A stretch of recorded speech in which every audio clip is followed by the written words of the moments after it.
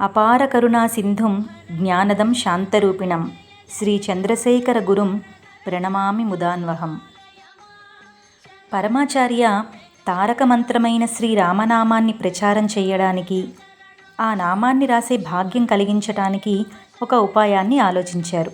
దాని ప్రకారం 1,00,000 సార్లు ఎవరైతే రామనామాన్ని రాస్తారో వారికి ఒక బంగారు నాణెం, కుంకుమ ఇచ్చేవారు.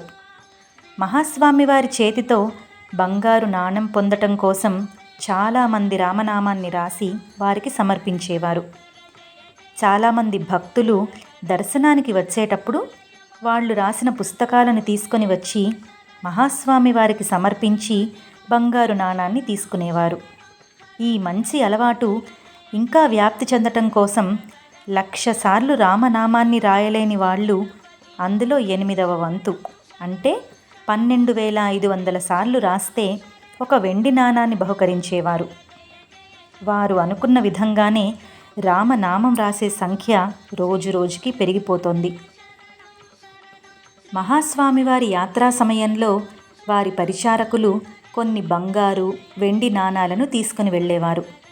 అలా ఒకసారి చెన్నై యాత్రలో సంస్కృత కళాశాలలో పెరియవ దర్శనమిస్తూ ఉన్నప్పుడు ఒక చిన్న అమ్మాయి వారి వద్దకు వచ్చి మహాస్వామి వారికి నమస్కరించి తను రాసిన రామనామ పుస్తకాన్ని అక్కడ ఉంచి, దయచేసి నాకు ఒక వెండి నాణెం ఇవ్వండి అని అడిగింది. మహాస్వామి వారు వెండి నాణాన్ని బహుకరిస్తూ నవ్వుతూ, రామనామాన్ని సరిగ్గా రాశావా అని అడిగారు. అవును, రాశాను పెరియవా అని చెప్పి ఆ అమ్మాయి అక్కడ నుండి పరిగెత్తింది. ఈ సంఘటన ఉదయం పూట జరిగింది. మధ్యాహ్నం అదే అమ్మాయి మళ్ళీ అక్కడికి వచ్చి ఏదో వెతుకుతున్న దానిలా అక్కడ ఇక్కడ వెతుకుతూ ఉంది.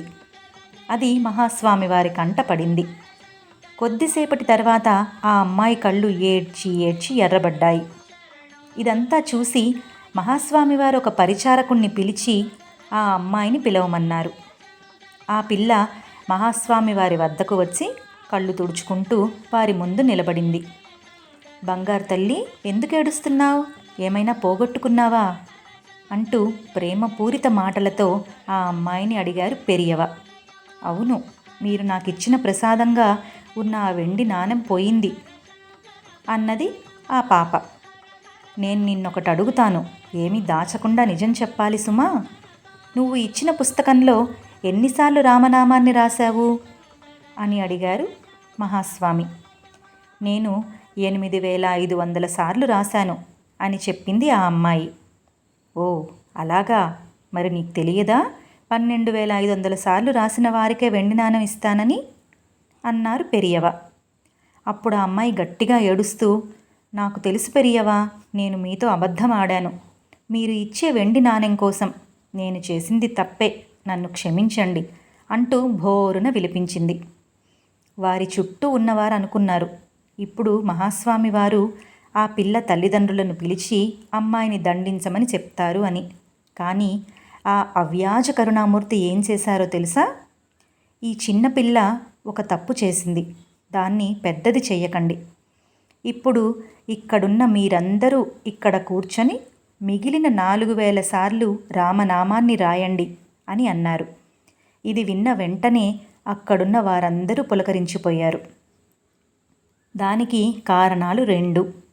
ఒకటి, చిన్నవారిపై మహాస్వామి వారి అపారమైన కరుణని, ప్రేమని, క్షమాగుణాన్ని కనులారా చూడటం. ఇక 2వది, మహాస్వామి వారి సమక్షంలో రామనామం రాయగలిగే అదృష్టం కలగటం. తొందరగా రాయటం పూర్తి చేసి మహాస్వామి వారికి అందరూ సమర్పించారు. మహాస్వామి వారు ఆ పాపని పిలిచి, నేను ఇచ్చిన వెండి నాణం పోయిందని దిగులు పడుతున్నావు కదూ, ఇప్పుడు నేను నీకు బంగారు నాణాన్ని ఇస్తాను, జాగ్రత్తగా ఉంచుకో అని ఆశీర్వదించి ఒక బంగారు నాణాన్ని ఇచ్చారు. ఆ అమ్మాయి చాలా సంతోషంతో దాన్ని కళ్ళకద్దుకొని వెళ్ళిపోయింది. ఆ వెండి నాణాన్ని నిజంగా ఆ పాపే పోగొట్టుకుందా, లేక స్వామివారే మాయం చేశారా?